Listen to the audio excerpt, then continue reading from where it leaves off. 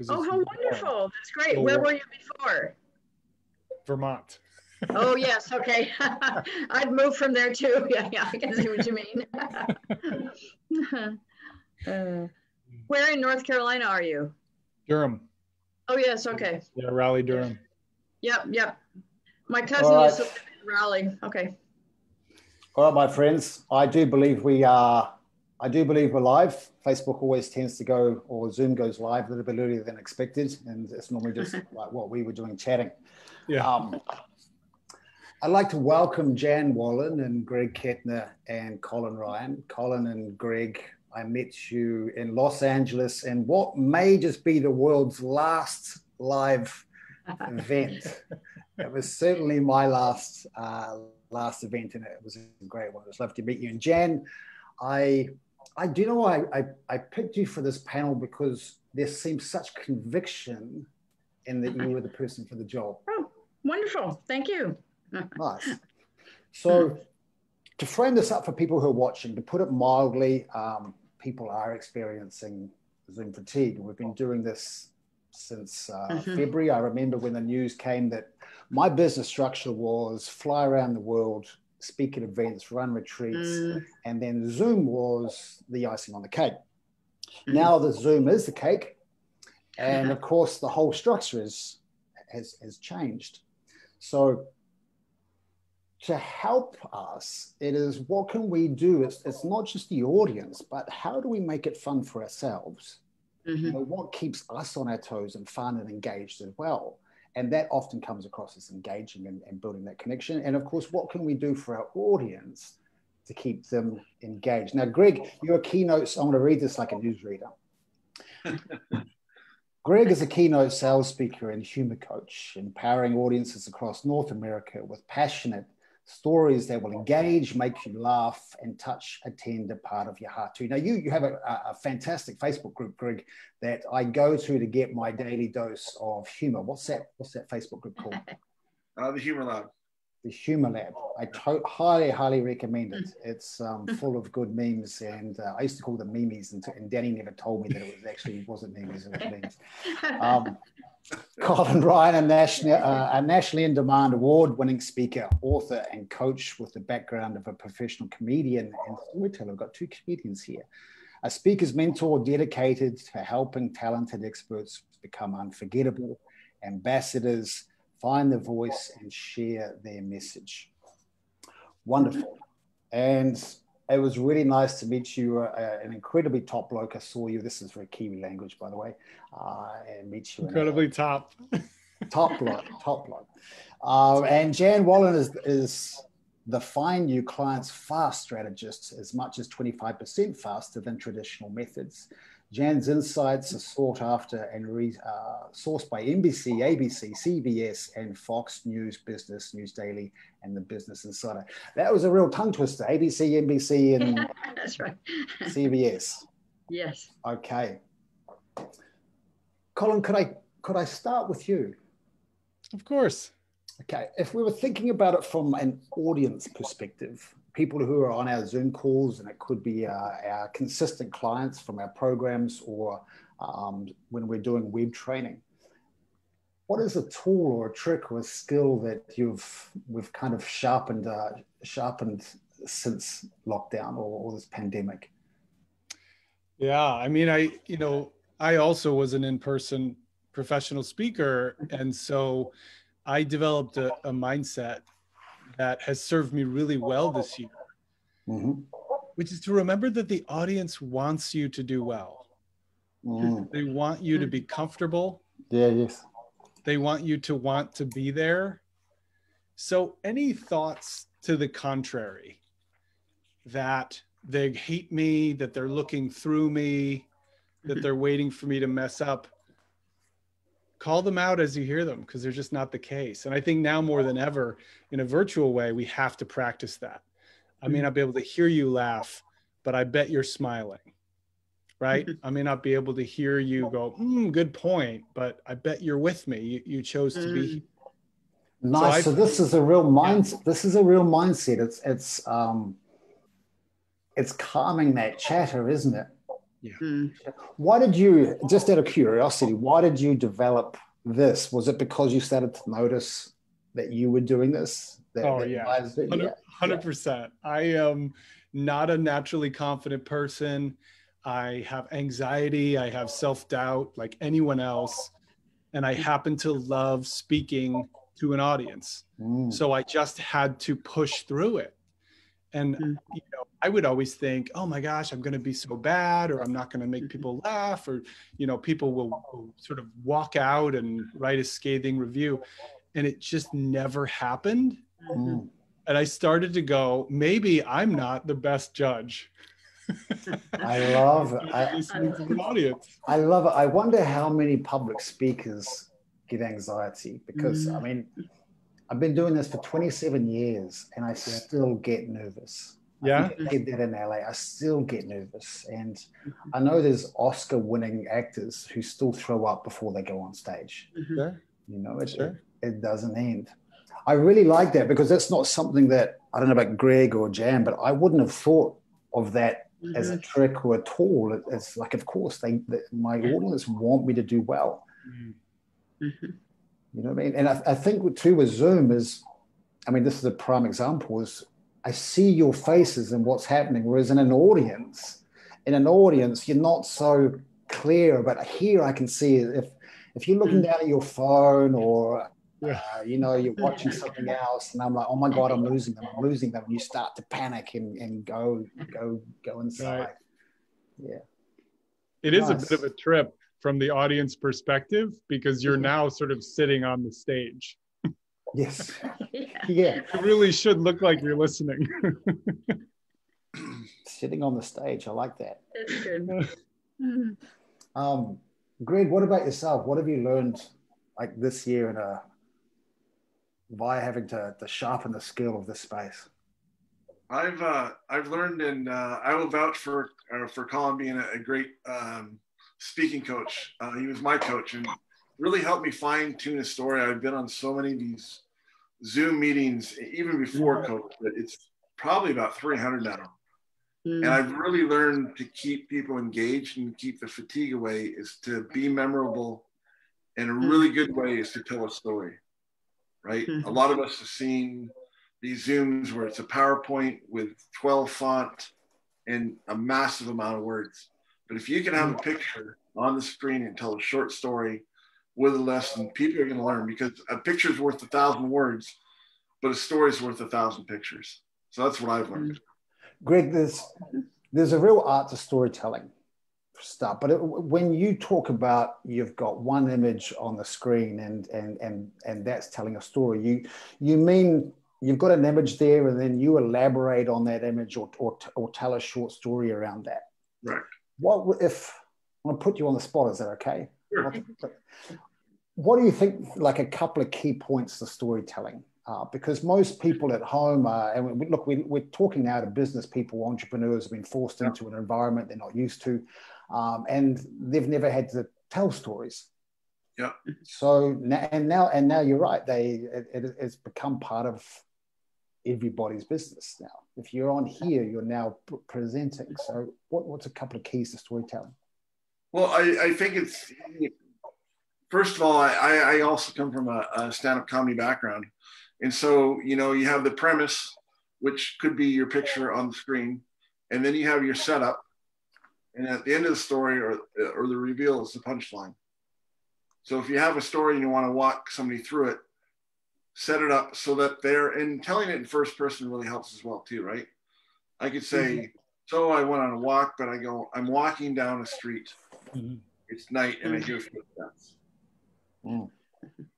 People are, what's going on? Where is he at? You know, so just have the premise, let people, invite them into your world, into your head, and talk in the first person. And at the end, you know, there's a lesson and a punchline, if you will. But it really keeps people engaged, rather than having all your fonts, all your words, and you're reading the PowerPoint.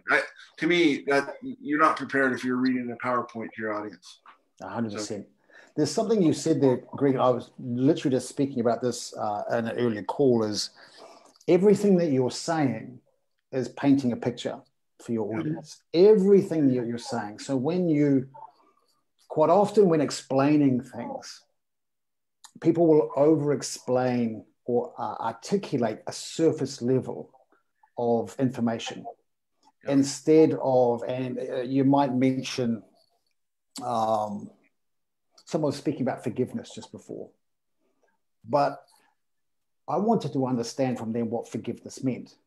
Now, when they articulated it went down instead of sideways, I got this really clear picture of their point of view. Does that make sense? And when you just explained, I was walking down the road and those little elements too, you've painted a picture for me in my head, and I'm now ready to move on. What's the next piece? I love that. Jan, do you use storytelling? I do actually. I do, as a matter of fact. And when I started realizing I was getting Zoom fatigue, as a listener and a presenter, also, I started thinking about, well, why are people so tired of all this? What is this? And I realized that so many of the Zoom calls and master classes and webinars all seem the same, and it sort of is like I'm thinking people are being talked at. So the main thing I do is have a conversation with someone instead of presenting. And so I always look for someone in the gallery view that I can really talk to and make eye contact with. And then telling the story is a very good way of relating to people. And that's what's missing.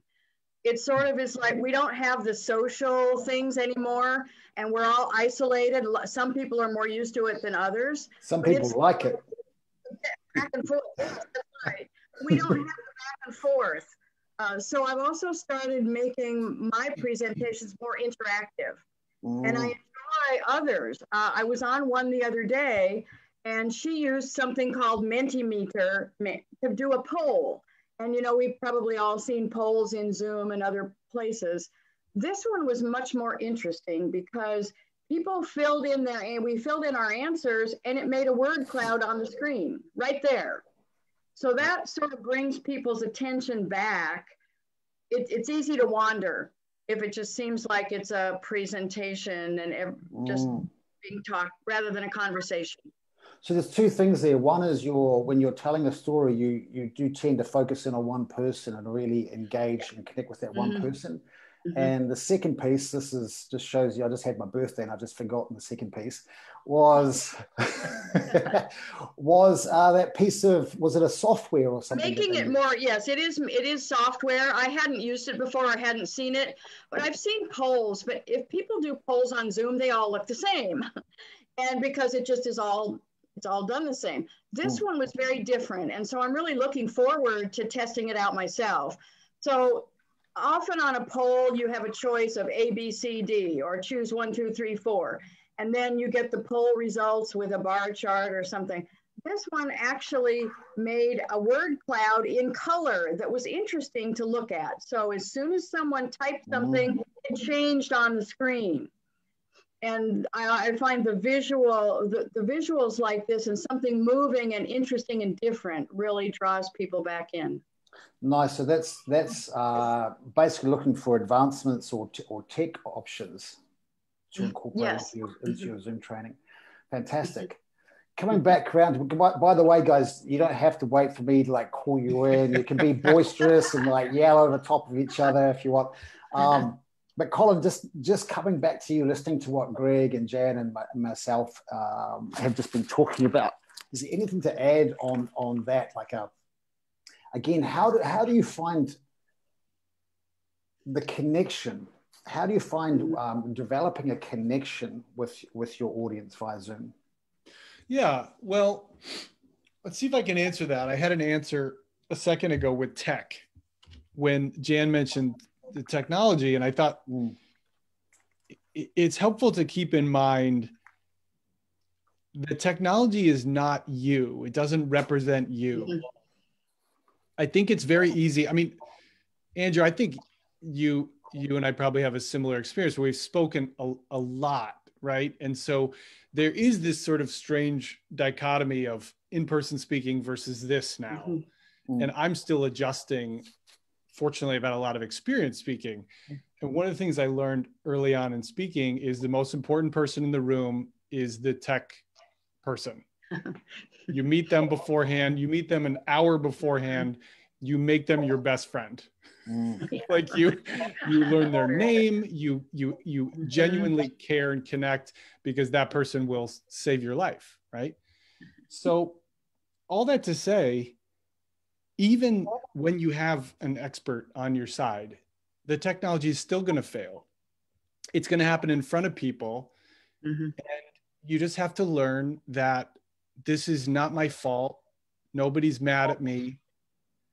And I guess I just share that because I find that's even more relevant now.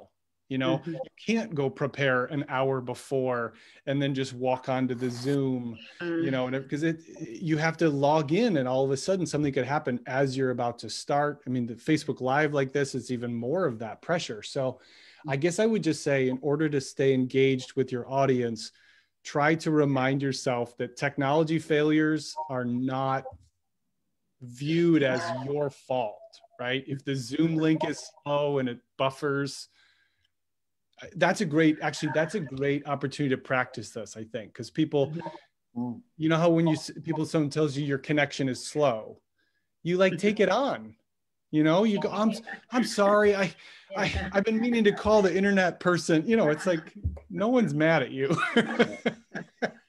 Well, I actually find that people like something, when something goes wrong, they realize we're people. Yeah. And technology doesn't always work perfectly. And I think that gives a better way of relating in a way. We don't hope things happen like that, but I just think that it's an opportunity to talk. We're talking to people. Yeah. It's like your imperfections are the window of which you let your audience in. Exactly. I love that.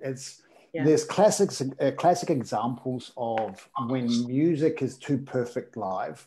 There's amazing musicians in orchestras or who play classical who will hit bum notes so the audience can relate. If it's too perfect, the audience, it kind of goes over the head. But when they hit slightly bum notes, it actually connects with the audience more.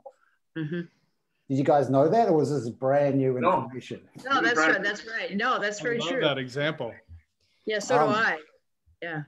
Greg, tell me more. Look, your background is really is comedy. How do you use humor? How do you use humor? Because humor is so subjective, and it's one of those things that can feel. This is my observation of Zoom. It can fall real flat on an audience, but I feel like it. If you're in the zone and just enjoying yourself, I actually feel like it's even if it's a bum joke and you're like, oh my God, I've turned into it. I've got dad jokes coming already. And he's only 3 months. I still feel like your audience actually respond better via Zoom than they do a live audience, where there's that nervousness of, whoosh. Yeah, it is tough. And on the Humour Lab, I started doing a stand-up comedy show on Zoom, which was really weird because typically, like in a live audience, you want the feedback. You want to be able to hear if people are laughing or not. And on Zoom, people are cooking, the baby's screaming, the dog might be taking a dump, any sort of thing, right? All at the same time. How noisy is that, Craig? Pardon? How noisy is that in your experience? That's what I was thinking. I was like, what kind of dog have you got? It's an outside comedy show. That was such a funny example. Your dog might be loudly purring. My point being is when you do laugh, it's memorable, right? We all stop thinking about what we were thinking about, and now we're laughing about this stupid image that I put in everybody's head. But that's what makes it memorable. That's what breaks it up. That's what brings the attention. And it is more difficult. I mean, Colin, you were on the first show that we did. And I remember you're standing in your living room. It's like, are people going to laugh? And you have those thoughts. But I think even more so now that we're virtual is we have to remember that we're doing this for the audience, not for us. And if we keep that in mind, look, I want to give the audience information no matter how they see me. If I'm bringing value to the audience, it'll show. and the imperfections in the technology and everything goes away. It's the message that counts. And if we're very focused on how we can serve and relay our knowledge to the audience, it's going to be memorable. I love that. Do you It's think, really good. do you think there's a glass ceiling of where this can go in Zoom? I mean, look, if you go back to speaking on stage, like I just think there's it's infinite where you can take people on stage with the audio, the visual, the textures. There's so much to bring and so much craft involved. You know what I mean? And I hear people say, like, you know, public speaking is dead. It's the Zoom is the future, and I kind of laugh because I'm like, this is impossible. Would you go see Shakespeare via Zoom? You're not going to. You're not going to. And you know what I'm tired of? I'm tired of seeing bands do their sets on Zoom. I don't want to see that. I watch a music video. It's better. And I'm tired of that. So I don't think Zoom will ever replace the textures, the nuances, the subtleties, do you know when you're speaking on stage, it's even like the little pivot of a foot or the subtleties of looking this way and then finishing a sentence over here. And it's very hard to do that on this. But I don't because we've been doing this such a short time, I feel like there might be a glass ceiling, but I don't feel like we're anywhere near it yet. Can I interview you for a second, Andrew? You, when I saw you speak at when Greg and I met you at the summit in February 27th. How could we have known? 8 days later, it would just all be done. Do you know, Colin? Sorry, man. No, go ahead. We walked into LA airport a week later, like 5 days later, and we knew then LA airport was dead, empty, completely empty. There was like 20 people. Wow. And that's when we went, this is real. This is real. This is actually happening. This is not just news anymore. This is, damn. We got off the plane, and then 2 days later, I had a meltdown. I realized I had to restructure my whole business. I bet. That's right. Same. Right, we all have. Yeah, I think right. But my question before I forget was just that when I get to watch you present, Andrew, it was really, really wonderful to watch you. You're such a craftsman, and you use silence in a way that I really enjoy. Like, you really hold space between your words. You're very like reading the energy. So my question to you is, are you able to translate that to Zoom? What's that been like for you to use that sort of superpower in this environment? Nice. I have the perfect example. So, I mean, what Colin you're speaking about is I have step 3 of my method, which is time and space. That the time in between the space is as potent as the words themselves. And I remember watching this person on a live, and I joined literally right at the end, and she stopped, and she was about to finish, and she goes, must have been a couple of people, and she goes, "Hi, Andrew. Hi, Greg." And then she just stopped. She goes, "No, I'm not gonna go anywhere." And she just sat there and sat, and it got awkward. But the awkwardness was actually quite nice. Do you know what I mean? Because I was going, "Oh, I'm feeling something." And then it got comfortable, and then it got intimate. It was like, "Oh, I'm feeling really special. There's a moment happening between us. It's just you and me." And you know, it was a different feeling, and then it moved into somewhere else. This was like a minute's a long time for this. And then I realized there was 14 other people on the live besides me. And then I clicked going, this is probably the moment that everybody is going to remember this woman for. And all of us most likely felt really special. And here I am 3 years later talking about it. Do you know what I mean? I know her name. I know what she does. I know where she lives. Not her address, but I know what country she lives. And I know all about her. And I'm speaking about her today because she made me feel such a vast and like a river of emotions all in 60 seconds. And that was because she didn't speak. The space did all the work for her. It carried all the weight. I've found myself that people in audiences, I've done a lot of in-person speaking, and people have always commented on my energy and how they really get what I'm saying, and they realize that they can do the same thing. And I thought, well, how in the world is this going to happen on Zoom? Because I respond to people's energy and they respond to mine. On Zoom, it sort of is like a, I don't know, like a bubble in between us or something. But what I have found, people have commented that they don't see as much difference as I thought there'd be. They still comment. So I think maybe part of it is our perception that if we're not in person, it's not the same. I mean, it's obviously not the same, but people are getting good energy from us when we're speaking, even though we may not necessarily feel it. Jan, someone just said that you remind them of Esther Hicks. Oh, really? Interesting. Yes. Okay. Yeah. There's a couple of questions here. I'm just going to fire out to you guys. First of all, Jan, what was that software? Can you remember what that software was that you spoke about? Yeah, the one that I saw the other day, it's called, actually, I'm thinking I'll put it in the group. Lovely. It's called Mentimeter. Mentimeter. Mentimeter. Mentimeter.com. And in an Australian and Kiwi accent, that's Mentimeter. Mentimeter. Mentimeter. Yeah, right. Yes. All right. We just shorten everything at the end and then put a but on the end. Mentimeter, but. Okay, the other one, I don't know why they do that. I don't know why Australians do that. They put but on the end of sentences. You know, but what? Just keeping it open, you know? Just keeping it open. It's the art of conversation. The other one was, okay, what do you think about backgrounds?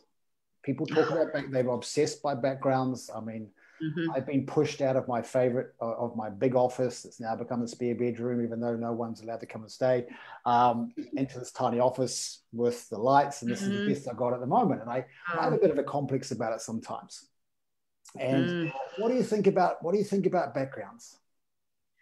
Really good question. I've been noticing it myself, but then I also asked people in my Facebook group and in Facebook, you know, what do you think about backgrounds? And apparently a lot of the virtual backgrounds have a way of disappearing. If you move around, part of it disappears. And that's very distracting. And I actually find if we're looking at the gallery view where we see a lot of people, backgrounds can be really distracting. Yeah, I'm not a fan of the virtual. Away from the message we're saying. I'm not a fan of the virtual background either. Greg, you had something to say there on that one. Well, yeah, I think the backgrounds that we have are all our own. This is where we live. It's real. It's not a sound stage or a movie set, right? I mean, this is who I am. I love. Yeah. Which one am I pointing? You love letters. I love hockey, right? So I have my favorite hockey jersey up on the wall. I have my microphone, stand-up comedy, my initials up. Like it's. You love your own initials. And when you have a fake background, people like, I know you're not. I know you're not in Hawaii. I know you're not in the tropics, or I mean, I choose. I was just going to say, when you see a fake background, it's just like, are we more worried about what's behind us or the message that we're giving? Yeah. What do you think, Colin? I see you've got some books in the background to make yourself look smart. I'm using the same technique as well. Books I've never read or not interested in, but they give a great impression. It's a service you can order. Books that make me look smart. And they send me about 20. That's great. I love it. I agree. I find the virtual background distracting. I understand why people do it. And look, if you're a parent of 6 children and there isn't a space, do what works for you. But I do tend to agree. I think the loss of image around the head can be very distracting. The Hall of Shame example, from my perspective, was a gentleman who had the Napa wine country behind him, like he was on this sun deck, and I was like, you would not be talking to me if you're in wine country. It just was distracting. But what I would say that's been really fun as a speaker and as a coach has been to help people tell their stories and to look at them in their living room or in their kitchen and say, I just want you to consider that what I'm seeing is you. Like, I like this. I like that it's not manufactured. I understand the temptation to dress it up. And certainly, you know, I've made some effort in that area, but you know, when I'm full disclosure, I'm using a webcam right now because I just bought it and I like it. When I coach, I don't use it because I'm not, I don't know, it's not important. You know, I want you to talk to me, not feel like you're getting. And a webcam is just an external camera that you goes into. Is it Wi-Fi or does it plug into your laptop? Plugs into my laptop. They're not expensive. I've been making a lot of course video, and someone on my team just sort of slapped my wrist metaphorically and said, "You've got to up it a little bit at least." Do you know lights, cameras, and microphones have been sold out since the beginning of the pandemic in Australia? I've not been able to buy any of them. In fact, my 3 lights here were gifted to me by somebody where I put a plead out on Facebook. Wow. Gifted me. But otherwise, it's no go. Yeah. Well, so you look great. Thanks.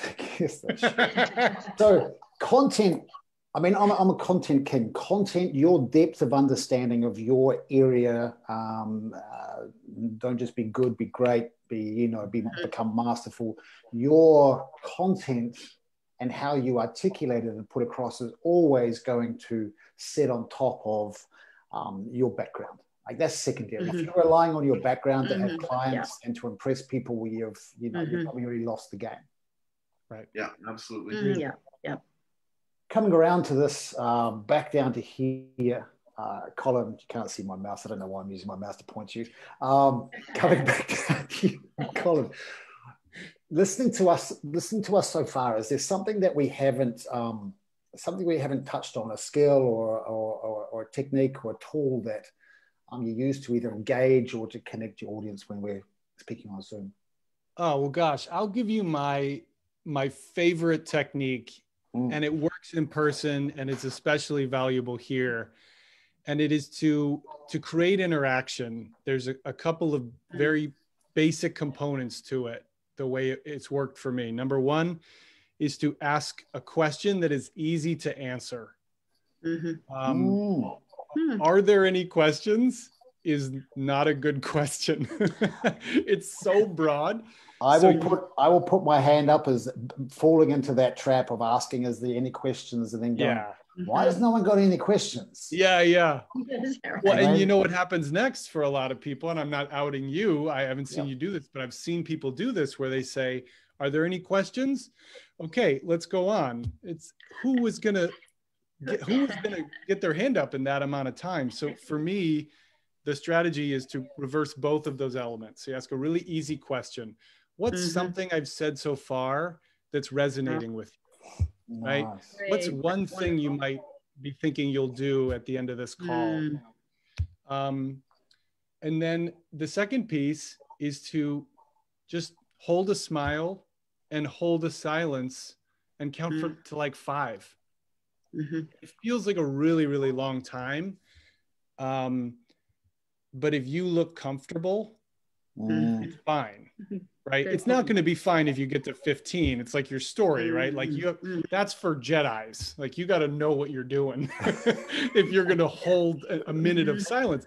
But you can hold 5 beats of silence and just smile and look like it's fine. And if no one answers, then you go, great, let's move on. And you act like it was on purpose. But I find that after 3 or 4 beats, that's when the chat starts lighting up. And I think, man, if I hadn't waited, we wouldn't be having this moment right now. We wouldn't be having this interaction. So that's really worked wonders for me, both in person and virtually. And I just encourage anyone to take that and run with it, because your audience wants to speak to you, but they need a little bit of time to feel safe enough to jump in. Super valuable information. That's fantastic. I love that, holding that silence for 5 seconds. And when the more you do that too, the more it becomes comfortable. And the more comfortable you become, the more that the audience don't feel uncomfortable either. They get used to that. Agreed. And the other one you said there was ask a real easy question, like a simple question, what's resonated with you, or what can you go and apply after this call? What's the first thing after this call? What's the first thing you're going to go and implement and apply from what you've learned today? I love that. Well, thank you. Greg, I don't know how you're going to top that. I mean, you can tap out, but Greg will be just fine. Well, actually, I shared that with Colin yesterday. So I see how this works.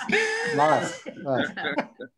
No, the thing that I've learned, and I think one trick, you know, the webinars that we're on or these meetings are 45 minutes, 60 minutes, 90 minutes.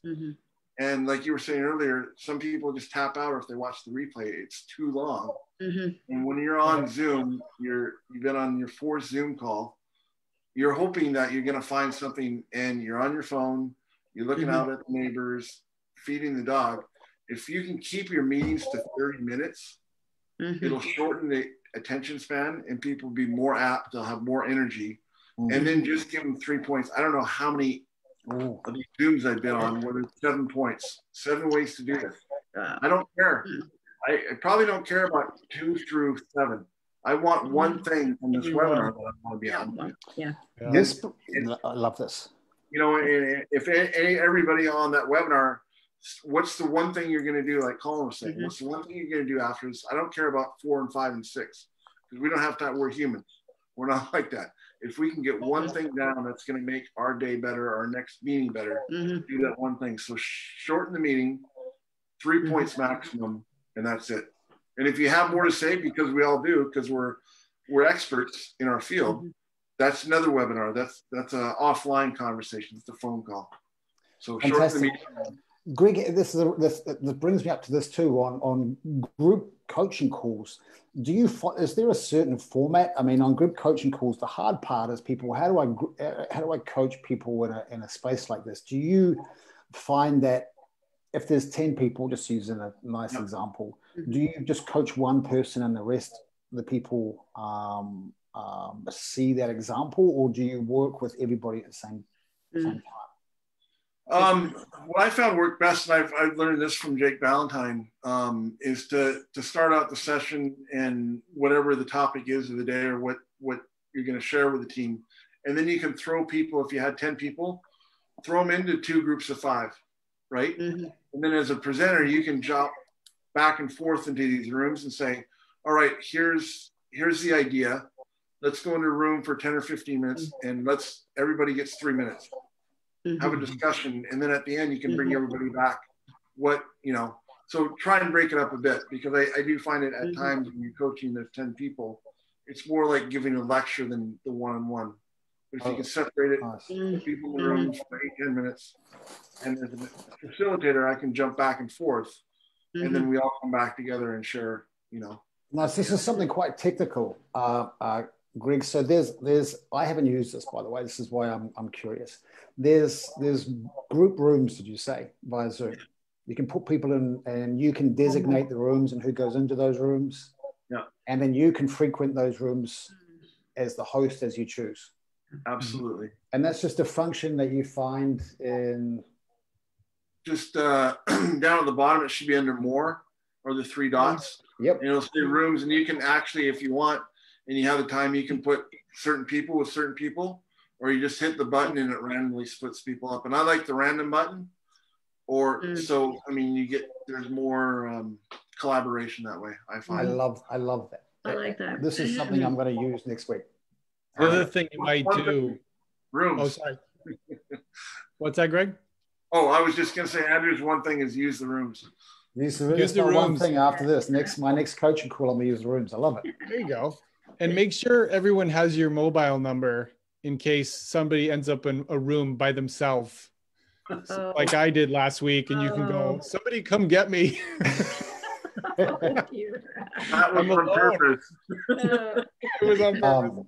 Helen was just saying the room's facility is a great experience as a participant. I've never experienced it, so this is my thing. Yeah. Mm-hmm. Jen, following up on what Colin and a pretty solid foundation that they've just laid there. I don't want to put any pressure on you, but just don't screw this up. Do you have something else to add just to that, like another tip? Yeah. Sure, and to some degree, it builds on what they've already said. One of the things I do, it's important to make the presentation interactive so that they're not sitting there for 30 minutes listening to us. But one of the things I do is I give them a frame of reference at the beginning. I talk about the agenda, what we're going to be talking about, and then I have them take a minute and write down what's the one thing that will help your business and your sales this week. Mm-hmm. And I have them write it down. And then I say, listen all the way through the presentation. And when you hear something that fits that, write it down. And then at the end, I ask them again. So that sort of focuses everybody. And then they have a chance to really listen for something that's about them, not just a big general. I love it. So you're pre-framing, or almost like hypnotic language of look for this. Yes. So just say this to frame that up again. What's the one thing that you want to, did you say accomplish? What's the one thing that will help you build your business this week? Yeah. Or build your sale, depending on what I'm talking about. What will make the biggest difference for your business this week? And if Fantastic. you say what'll help your business or what'll make the difference in your business, it's too big. People can't come up with an answer. But if you say this week, then they can, like your easy question. Yeah, exactly. Come up with the answer to that. That's great, Jen. Yeah. And then Jen, you say, so while we're training here, look for that one piece of information that's going to help that. Yes, and so I usually tell them that there's going to be a lot. Well, let me back up again. I make my presentations so that there's one major point they take away. Now, I don't try to cover too much, but I still say that you're likely to hear something that really strikes your fancy or that really resonates with you. If that's the case, pay attention to that and write it down. Don't try to absorb everything. I love it. Have you studied hypnotherapy? Yes, in some ways, you're right. Yeah. Yes. Nice. Well, you're already imprinting in them. There's going to be something in here that you need and that you're looking for today. Yeah. I like that. Well, one of the things, if I can just say, I'm really results oriented. So I'm looking for what results are they going to get from my presentation. So you know what? I'm sitting here and which is the whole point. This is very selfish of me. This is all about me and learning how I can improve my space on Zoom. Of course, the byproduct is everyone watching this, which there's so much value packed in here. Seriously, there is so much value. I don't want to. I like to keep this short. I think we're heading around the 45-minute mark. It's perfect. It's perfect. And Jan, thank you very much. I knew you were the wild card because I didn't know you, but perfect. Yeah, absolutely perfect. Great, wonderful. Colin, thank you. I knew you would deliver value, and you've hit the ball out of the park. Thank you very much. Do you mind if I finish? I've got 10 questions, but I'm going to ask Colin 3 or 4, Greg 3, and Jan 3. Is that okay? Sure. All right. I'm nervous already. All right, Colin. Yeah. Colin, who's your biggest role model? My biggest role model is my gran. Her name is Edmay Henwood. She's 4'9", and she's literally the most confident person I've ever met in my whole life. Is your gran still with you, or she moved on? Not, no. But, I tell her story in my speech, and so I feel like I've had this ongoing relationship with her. And so have a lot of people who have gotten to hear her story. So that's a big impact on me. Fantastic. I love it. I will relate. My grandfather was mine. Look, you're stuck on an island. What is the one thing you have to have with you? Oh, no. Oh, I'm notoriously bad on the fly. I have to have candy. You have to have candy. Well, at least it's food. Most people will say something. I'm like, did he not? What about food and water? Like, you know, not food and water. I'll be dead in 2 days. Don't surprise yourself. Through hyperactiveness. Covered in candy wrappers. Okay, best advice ever given personal. Given to me? Yes, best advice. Oh yeah. Oh, that's easy. I get a lot of advice. I need it. The best advice that comes to my mind is my wife, when she was my girlfriend, Lindsay. I was working a job where I was presenting for a company, and I was being paid very poorly, and I loved speaking, and I was discovering I was in love with this career of public speaking. And she said, how much money would you need in order to leave your job? And she asked me a lot of questions like that. She never for a second didn't think it was possible. And so she challenged me. She challenged me to chase my potential. And I am where I am today. And I'm married to this amazing person, but I'm where I am today because she believed in my potential. So fantastic. That's kind of, I guess the question is sort of like, what is holding you back? Like, fantastic. What would take away your excuses? on the polarity of that, what's the worst advice you've ever been given personally?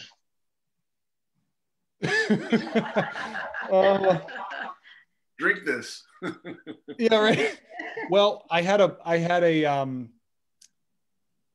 a professional connection who I looked up to, and I told this person my dream of being a speaker, and he said it sounds like delusions of grandeur. And it crushed me. I mean, it crushed me for a minute. It crushed me for a minute, and then I realized, like, oh, you're the villain in the story I'm going to tell for the rest of my life. Sure, I love this. Colin, when I was 21, I remember going into a modeling agent, purely for the exercise that I knew that I could make some money without having to work. And the agent said, you're too short, you're never going to make it. And I ended up becoming one of the most successful paid models in 98, 99 in New Zealand. I mean, there's only 20 people in New Zealand, but I was in that top 1%. Top 5. But that advice is, when you just know, when you don't want to hear that advice and you go, this doesn't make sense, I can do this. I love you just move around it and go and ask someone else. Yeah. Okay, Greg, you've got one wish from a genie. What would it be? One wish from a genie. Win the Masters. To win the Masters? Yes. Fantastic. I love it. What is your favorite children's book? Anything by Dr. Seuss.